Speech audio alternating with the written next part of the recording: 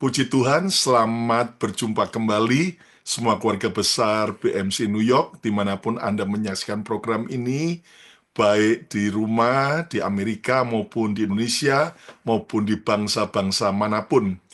Dan saya percaya bahwa inilah waktunya, di tengah-tengah kegoncangan, kelesuan, dan berbagai ketidakpastian, kita makin bersandar dan mengandalkan Tuhan Yesus yang memberikan kepastian.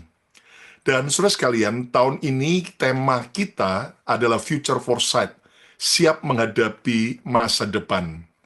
Tahukah Anda bahwa ketika kita mau siap menghadapi masa depan, maka kita harus belajar menjadi orang yang berpikiran terbuka, be open-minded. Itulah subtema kita di bulan April ini. Nah, salah satu hal yang penting agar kita bisa menjadi orang yang siap menghadapi masa depan ketika kita mau punya pikiran yang terbuka. Nah, jelas lawan daripada pikiran yang terbuka adalah pikiran yang tertutup, pikiran yang sempit, pikiran yang terus, saudaraku, tidak mau berkembang. Dan itu akan mempengaruhi juga akan masa depan kita. Itu sebabnya tema khotbah hari ini adalah pikiran terbuka. Nah, kita akan belajar bahwa sebenarnya pikiran terbuka atau pikiran tertutup itu tergantung dari komitmen kita secara pribadi.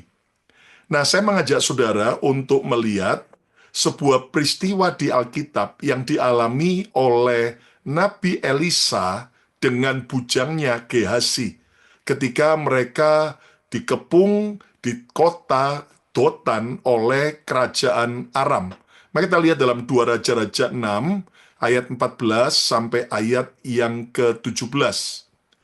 Maka dikirimkannyalah ke sana kuda serta kereta dan tentara yang besar. Sampailah mereka, yaitu tentara Aram, dengan jumlah yang sangat besar pada waktu malam. Kemana? Ke kota Dotan. Lalu mengepung kota itu. Satu kota yang tidak terlalu besar dikepung oleh tentara musuh, tentara Aram Israel yang begitu besar. Ayat yang ke-15. Ketika pelayan abdi Allah, yaitu Gehasi, bangun pagi-pagi dan pergi keluar, maka tampaklah suatu tentara dengan kuda dan kereta ada di sekeliling kota itu. Lalu berkatalah bujangnya itu kepadanya, "Celaka tuanku, apakah yang akan kita perbuat?" Ayat yang ke-16. Ya, PowerPoint-nya, ayat 16. Jawabnya, "Jangan takut, sebab lebih banyak yang menyertai kita daripada yang menyertai mereka." Inilah pesan Tuhan melalui Nabi Elisa kepada Gehasi, ayat 17.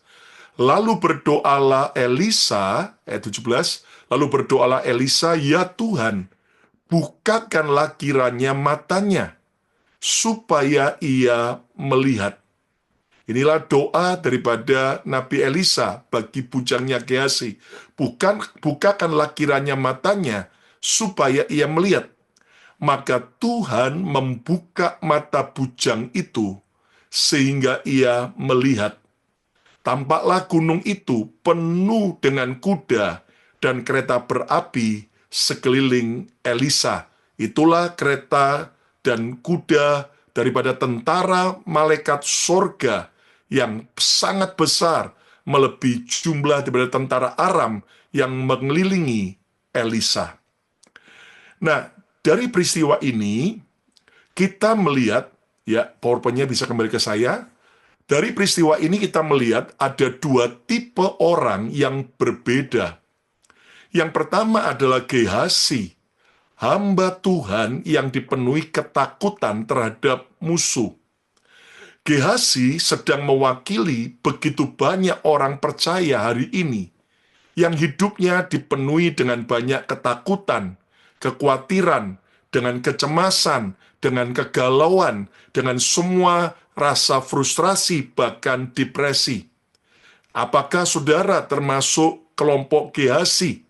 Doa saya biar hari ini kita belajar tidak terus jadi kelompok Gehazi. Kenapa? Dalam peristiwa yang menakutkan yang kedua, ada orang yaitu kelompok Elisa, yaitu hamba Tuhan yang tetap tenang saat dikepung musuh, bukan karena dia cuma percaya diri, tetapi karena Elisa bisa melihat apa yang orang lain tidak bisa lihat.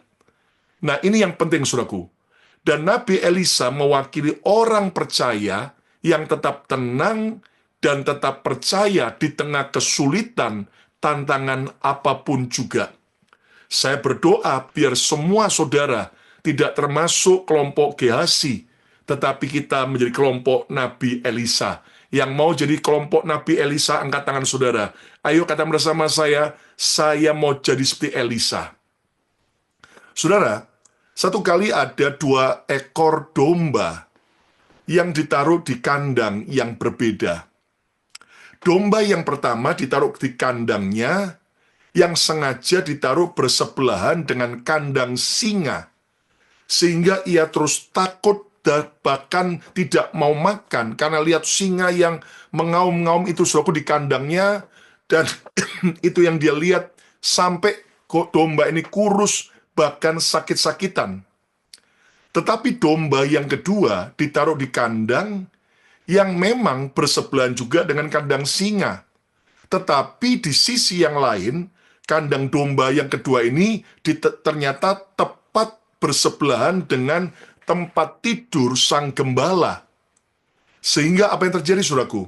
Ketika mendengar auman singa, domba yang kedua, dia menghadapkan wajahnya, dia melihat tentang gembalanya. Sehingga gembalanya yang siap menolong dia, membuat domba yang kedua bisa tenang, makan dengan baik. Kenapa? Karena dia yakin bahwa gembala yang dia lihat itu selalu akan siap menolongnya dari serangan singa tersebut. Nah, hal yang sama, pilihan ada di tangan kita. Apakah saudara di tengah-tengah tantangan maupun di tengah kesuksesan, kita mau jadi seperti Gehazi yang selalu melihat dengan pikiran yang sempit, dengan semua cara pandang yang salah, paradigma yang keliru, sehingga kita terus ketakutan. Apakah kita mau menjadi seperti Nabi Elisa dengan pikiran yang terbuka, dengan paradigma, dengan cara pandang yang benar, sehingga kita di tengah-tengah badai pun, di tengah-tengah masalah pun, di tengah-tengah keadaan yang tidak baik pun, tetap kita tenang, bukan karena kita masa bodoh, namun karena kita tahu pasti kita memandang Tuhan yang luar biasa menyertai kita. Nah, perubahan akhirnya terjadi. Saya berdoa ini adanya perubahan. Kenapa? Dari Gehazi yang ketakutan tadi, dari Gehazi yang pikirannya sempit, dari Gehazi yang cara pandangnya salah, akhirnya berubah ketika Nabi Elisa berdoa, minta agar Tuhan membuka matanya, membuka pikirannya, sehingga akhirnya Gehazi melihat para malaikat surga yang menyertai mereka.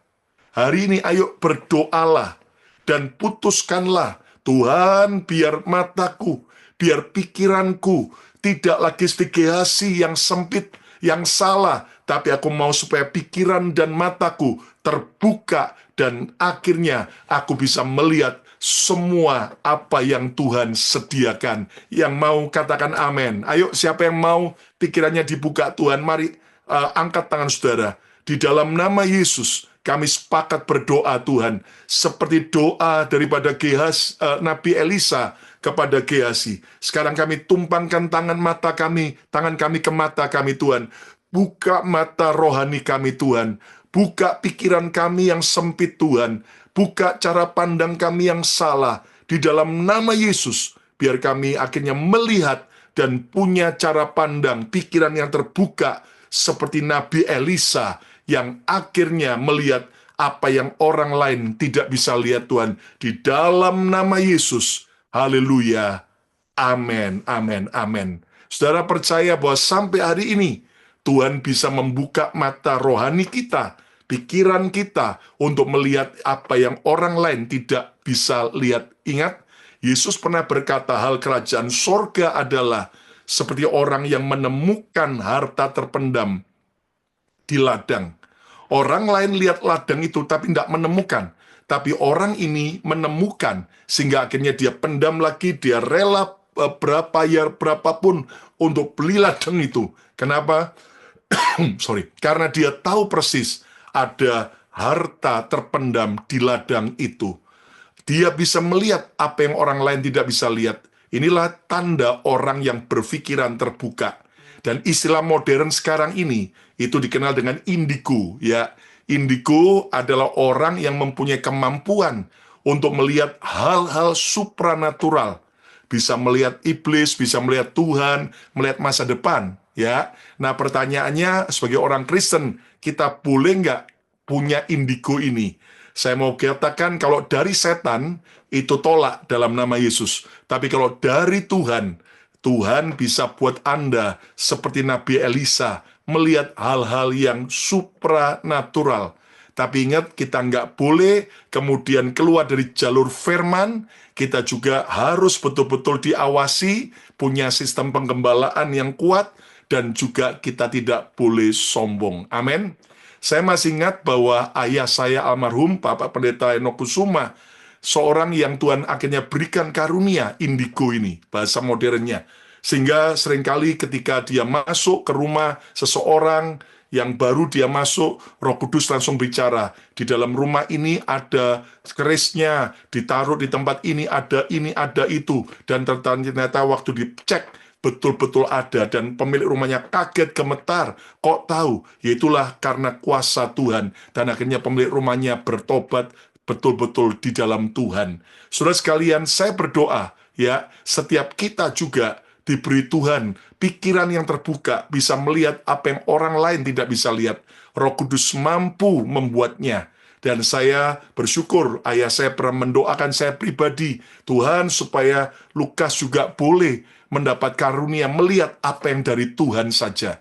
Dan kemurahan Tuhan terkadang Tuhan memberikan saya bisa melihat selain pribadi Tuhan, malaikat Tuhan, tapi juga lihat iblis, lihat sesuatu yang akan terjadi. Tapi saya seringkali sadar dan saya tanya sama Tuhan, ini apakah dari Tuhan atau enggak? Tapi kalau dari iblis saya tengking, tapi kalau dari Tuhan ada sebuah tuntunan Tuhan, dan seringkali tidak semua harus langsung diberitahu kepada orang.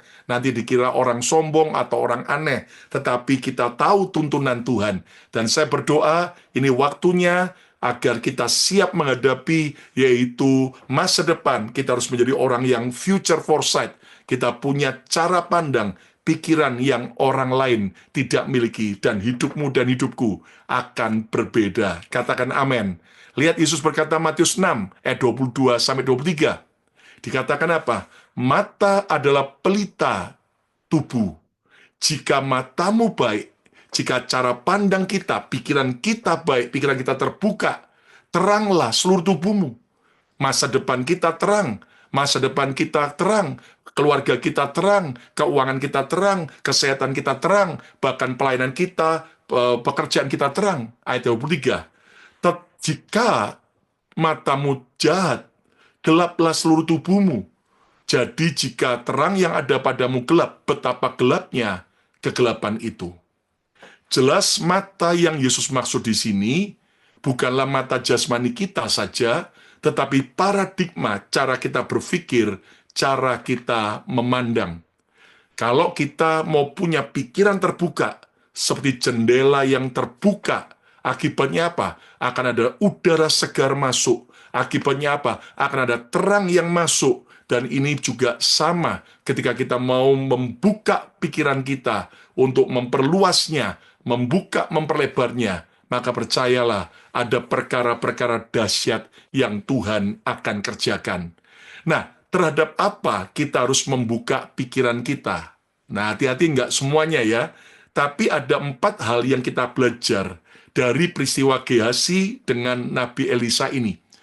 Hal yang pertama, kita harus membuka pikiran kita terhadap apa? Yang pertama, terhadap kehebatan Tuhan yang menyertaimu.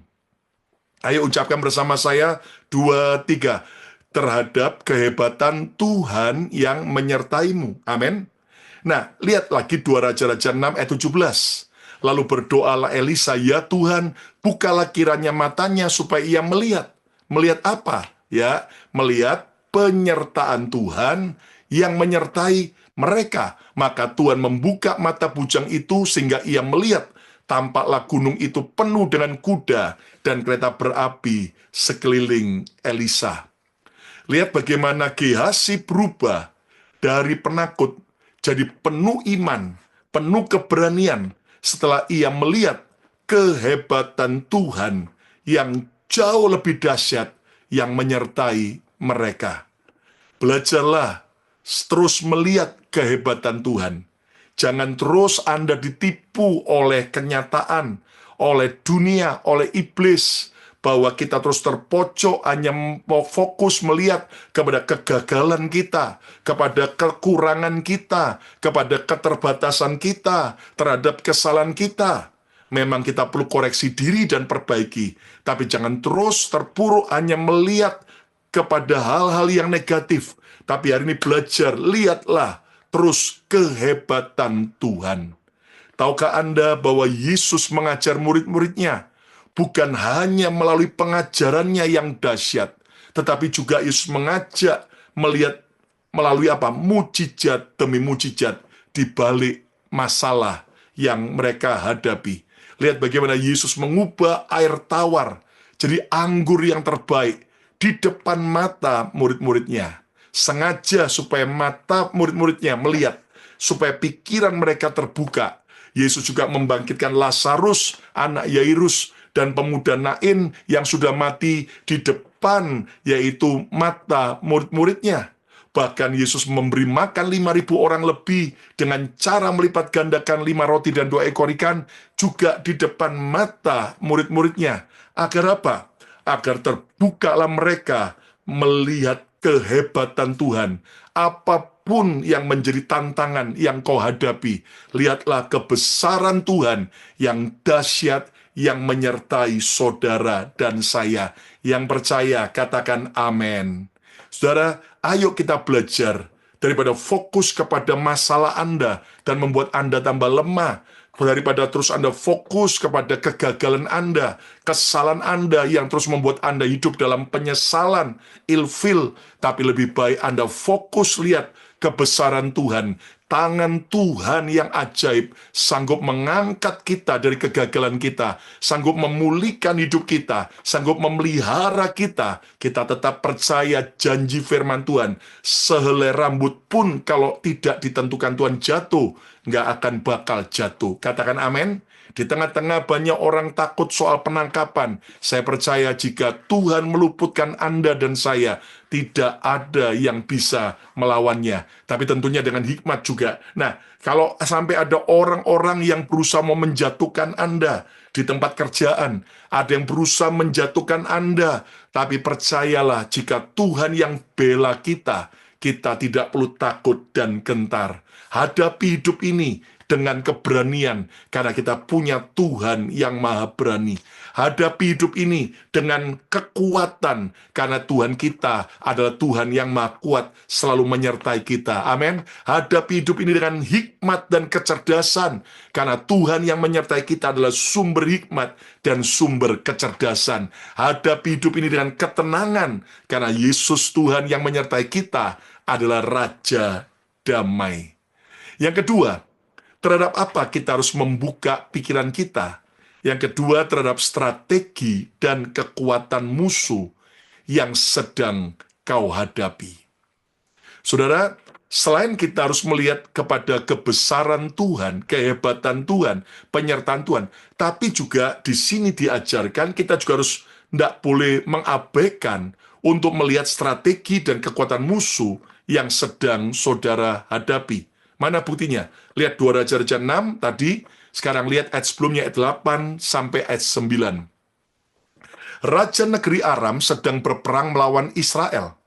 Ia berunding kepada pegawai-pegawainya, lalu katanya, ke tempat ini dan itu haruslah kamu turun menghadang. Ini strategi perang rahasia dari Raja Aram untuk mengalahkan menjebak tentara Israel. Ayat 9, menarik sekali. Tetapi abdi Allah, yaitu Nabi Elisa, menyuruh orang kepada Raja Israel mengatakan, awas, jangan lewat dari tempat itu. Awas, jangan ke sana, sebab orang Aram sudah turun menghadang ke sana. Aneh sekali. Saudara, Nabi Elisa ternyata mengajarkan kita bukan hanya melihat kebesaran kehebatan Tuhan, tapi Nabi Elisa juga memberi teladan. Dia juga melihat strategi dan kekuatan musuh, yaitu kerajaan Aram. Sehingga ketika Raja Aram, saudaraku, buat strategi dengan orang-orang pentingnya di kamarnya, kamu harus begini, begini, begini. Langsung Nabi Elisa dapat bocorannya dari Tuhan.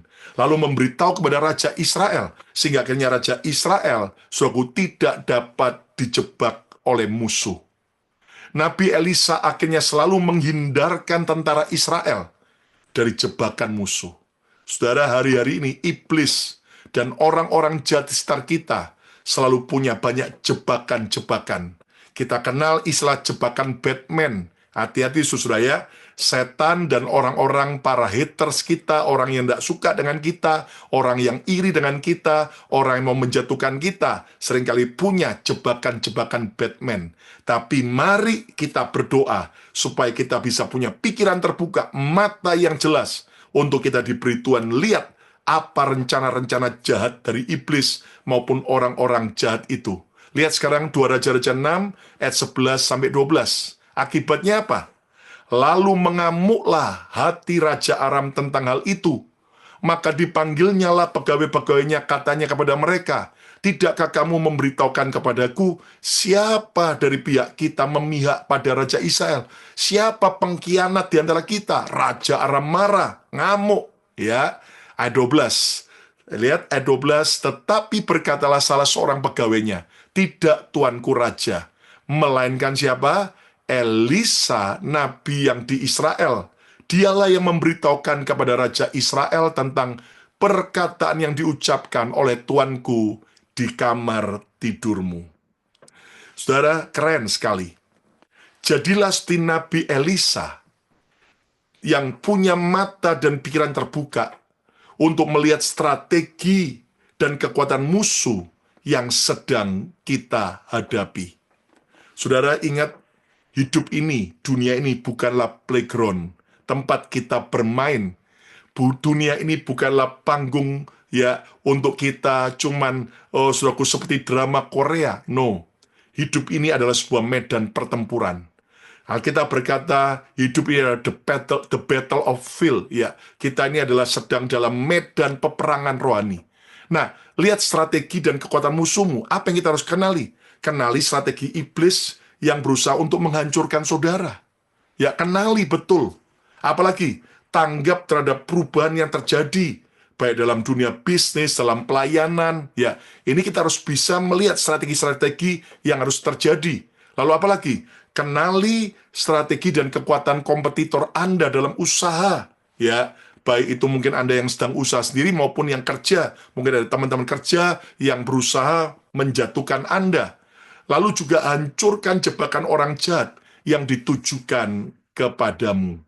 Saudara, kita lihat hari-hari ini, dunia udah makin jahat. Kalau kita tidak benar-benar hidup di dalam sebuah cara pandang yang benar, pikiran yang terbuka, kita akan terlibas dan jatuh terpuruk. Saudara, saya ngobrol dengan banyak hamba Tuhan, bagaimana kita sedih mendengar ada hamba-hamba Tuhan yang dipakai Tuhan luar biasa. Pelayanannya maju, akhirnya nyungsep, ya kan? Kenapa? Gara-gara mereka tidak waspada dengan semua jebakan-jebakan musuh. Ya, kita udah tahu ya, dari dulu ya, sebetulnya jebakannya 3 ta, harta, tata, wanita, ya kan? Harta, tata, wanita, ya kan? Harta, tata, wanita, ya itu aja, muter-muter ya, itu aja, saudara ya. Nah, lihat kita lagi heboh juga kan, ada pejabat di Indonesia yang akhirnya, wah, sampai harus klarifikasi, bahkan klarifikasinya malah blunder, ya kan? Kenapa? Karena ternyata akibat daripada main-main dengan perselingkuhan. Lihat lagi juga, saudaraku, ada pelawak terkenal di Indonesia, ya Nunung namanya. Anda pasti tahu zamannya Sri Mulat, ya kan? Nah, Anda tahu Nunung ini, saudaraku. Dia akhirnya berkata bahwa dulu ketika dia jaya, ketika dia terkenal dan kaya raya, wah, dia suka menolong keluarganya. Ya, keluarganya minta tolong apa aja dia tolongin, saudaraku. Tapi sayang Nunung kejerat dengan masalah narkoba, masuk penjara sekian tahun, dan Anda tahu dia di tengah ketenarannya, ternyata justru malah kejerat dengan sebuah perangkap, yaitu narkoba. Setelah dia keluar, dia coba bangkit lagi, ternyata tambah turun. Apa yang terjadi? Akhirnya, keluarga-keluarga yang pernah dia tolong, ketika dia sedang terpuruk, bangkrut, sudah tidak punya apa-apa, satu pun malah nggak ada yang peduli sama dia. Bahkan sampai ada keluarga yang dia tolong, rumahnya jauh lebih baik daripada kondisi Nunung hari ini. Dan mereka pura-pura tidak kenal. Lihat, saudaraku. Dan di situ kita bisa belajar. Yang pertama, hati-hati dengan semua jebakan dosa, ya. Baik itu hal tahta, harta, wanita, maupun bagi yang kebalikannya. Tapi juga kita harus waspada, nolong orang itu harus. Nolong orang itu bagus, tapi nggak semua orang yang membutuhkan pertolongan harus kita tolong. Ya, lihat saudaraku, kenapa? Karena Siti Nunung nolong keluarganya, nggak lagi mikir tentang diri sendiri, malah akibatnya dia mengalami kehancuran.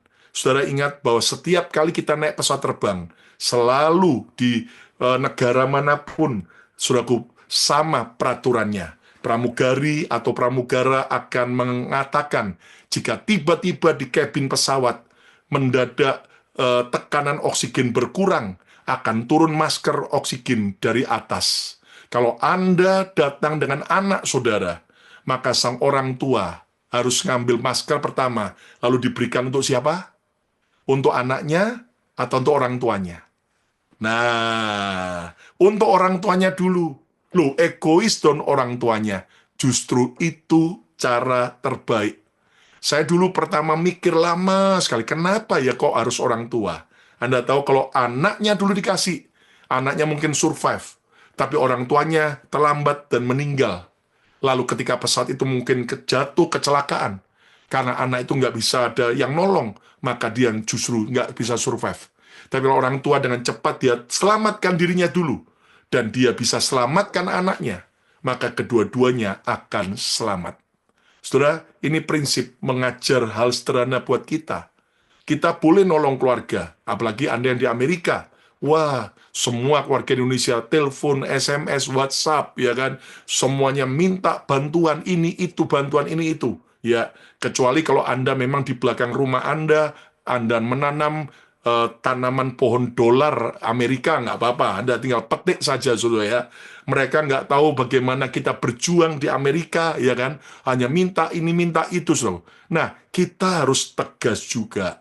Nolong sih nolong, tapi tidak boleh kemudian akhirnya mentung kita sendiri, ya kan? Kalau sampai saudara akhirnya harus tahu prioritas, mana yang harus dan mana yang bukan, mana yang kebutuhan dan mana yang cuma keinginan. Dan kalau tidak, hidup kita terjebak dan kita bisa mengalami hal-hal yang buruk. Jadi saudaraku, ayo di tengah-tengah keadaan begini, ya, minggu ini BMC Philadelphia dilayani oleh Bapak Dr. Bambang Nurseno, Sarjana Hukum, MA ya.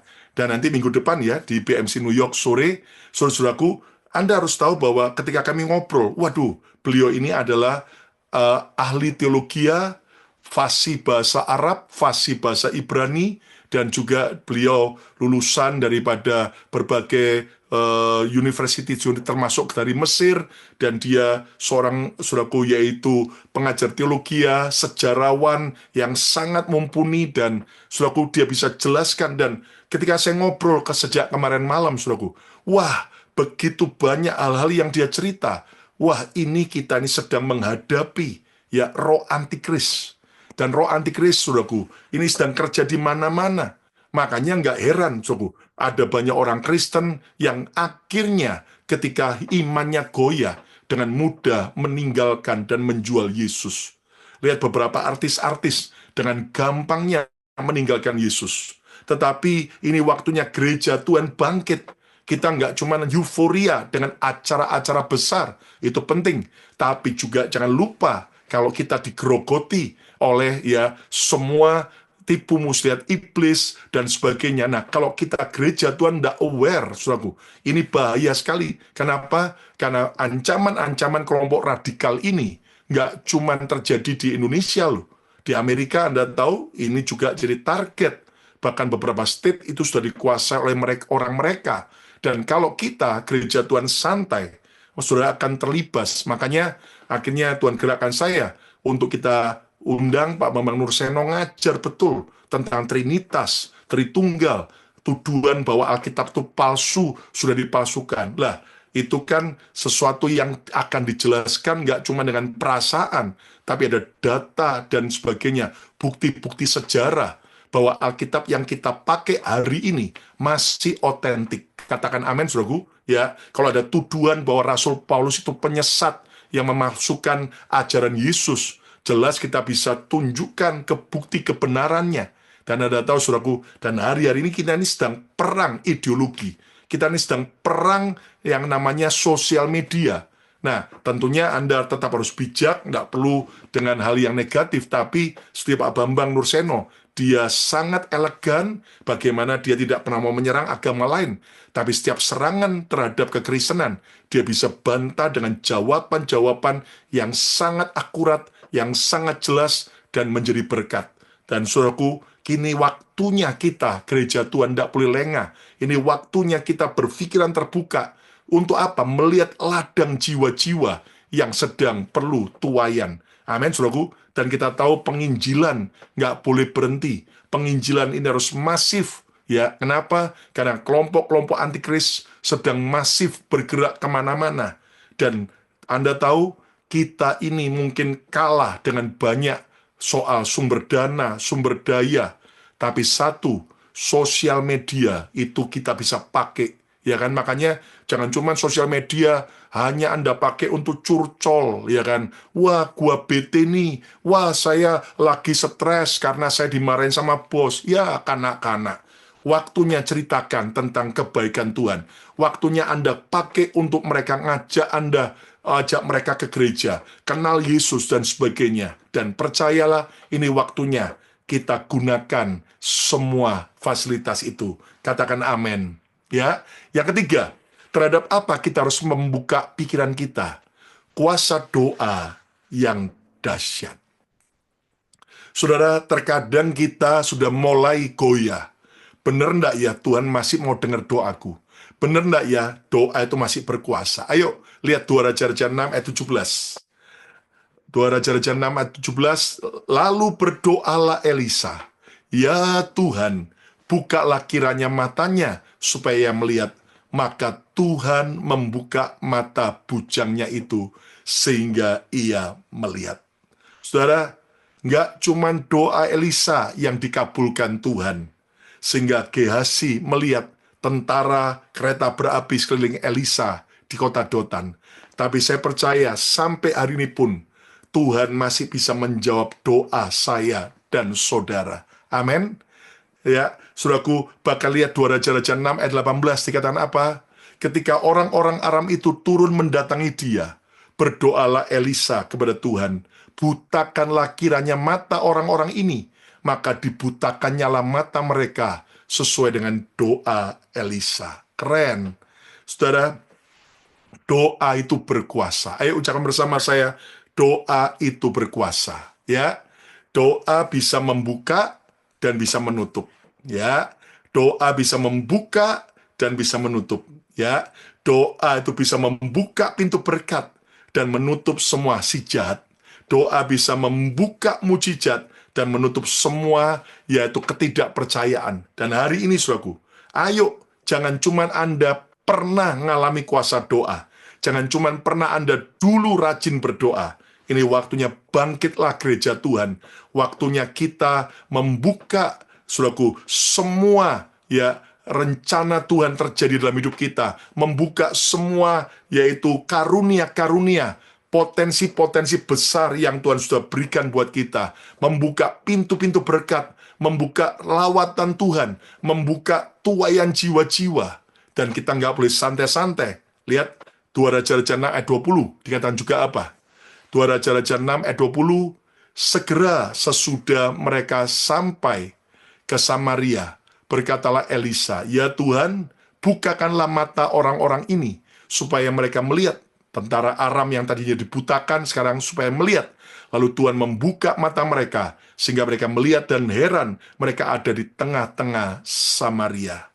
Elisa juga berdoa agar Tuhan mencelikkan kebutaan tentara Aram. Ayo, doa ini berkuasa. Kalau ada saudara punya keluarga, teman yang sudah lama meninggalkan Yesus, mereka bahkan, saudaraku, yaitu sudah menjual Yesus. Berdoa, Tuhan, supaya mereka tercelik kembali, melihat bahwa Yesus itu benar-benar Tuhan dan Juru Selamat. Yesus itu adalah Tuhan yang benar, dan itu akan membuat saudara alami terobosan. Yang keempat, yang terakhir, terhadap apa kita harus membuka pikiran kita. Lihat yang keempat, menjadi jawaban bagi kebutuhan yang ada. Jadilah jawaban bagi kebutuhan yang ada. Ayat yang terakhir, 2 Raja-Raja 6, ayat 21-22. Lalu bertanyalah Raja Israel kepada Elisa. Tak kala melihat tentara Aram di tengah kota Samaria. Kubunuhkah mereka, Bapak? Ayat 22, lihat, tetapi jawabnya, jangan. Biasakah kau bunuh yang kau tawan dengan pedangmu dan dengan panahmu? Tetapi hidangkanlah makanan dan minuman di depan mata mereka, supaya mereka makan dan minum, lalu pulang kepada tuan mereka. Keren sekali. Ini ternyata hukum kasih. Bukan cuma zaman sekarang perjanjian baru, di zaman perjanjian lama pun Elisa juga melihat bahwa kita, ya mereka Israel harus menjawab kebutuhan tentara Aram yang terkepung, yang sudah tidak berdaya, bukan dibunuh, tapi diberi makan, sehingga mereka tunduk kepada bangsa Israel. Saudara, jangan cuma hanya melihat kebesaran Tuhan, melihat strategi iblis atau musuh kita, dan juga melihat kuasa doa. Tapi yang keempat, Tuhan, kebutuhan apa yang ada di sekitar keluargaku? Kebutuhan apa yang ada di sekitarku yang aku perlu jawab? Jadikan aku saluran berkat bagi orang lain. Saudara, saya percaya handphone kita hari ini, ya, yang kita pegang, ini adalah handphone entah yang keberapa kalinya. Saudara masih ingat handphone Anda yang pertama, mungkin Nokia, atau mungkin Siemens, atau apa, ya kan? Ini handphone kita yang mungkin tidak tahu yang seberapa kali. Saya udah lupa juga gonta-ganti handphone. Dulu yang pertama handphone kita bangga-banggakan. Keren, ini handphone. Wah, aku punya handphone. Tapi sekarang kemana handphone Anda yang pertama? Udah nggak jelas. Mungkin udah dibuang, ya kan? Dan Anda tahu, kenapa handphone pertama dulu sangat penting, tapi akhirnya dibuang. Karena dulu menjadi jawaban, tapi akhirnya sudah tidak lagi dari jawaban.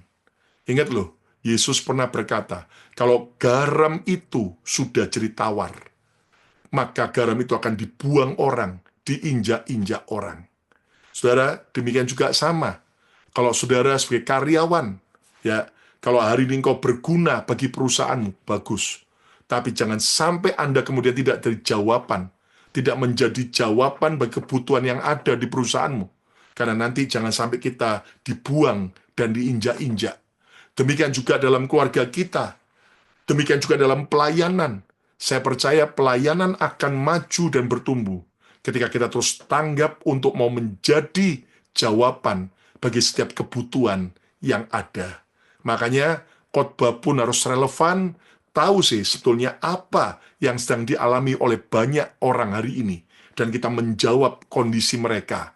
Oh, kita juga tentunya menyampaikan pesan Tuhan, tapi juga tetap bisa relevan. Sama juga dalam bisnis, dalam usaha-usaha saudara, soal restoran kah, usaha soal properti kah, atau apa. Nah, kalau kita jadul, kita udah tidak lagi jadi jawaban, jangan heran akhirnya ditinggalkan, dan tidak lagi dibutuhkan orang.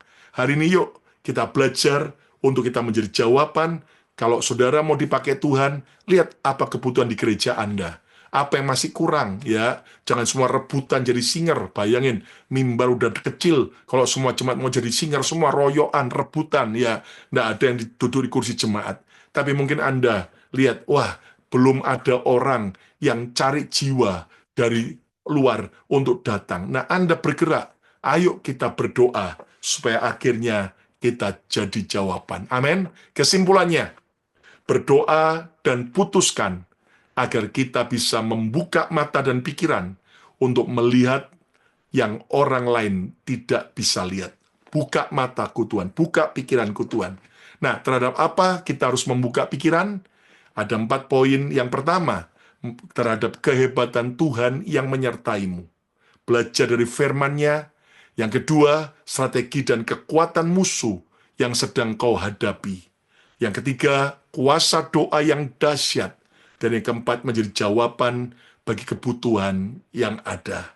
Hari ini, mari kita belajar menjadi orang yang berpikiran terbuka, mata yang terbuka, dan kita akan terima pengurapan, kita akan minta Tuhan buka mata kami, buka pikiran kami yang sempit, supaya kami siap untuk dipakai Tuhan lebih dahsyat.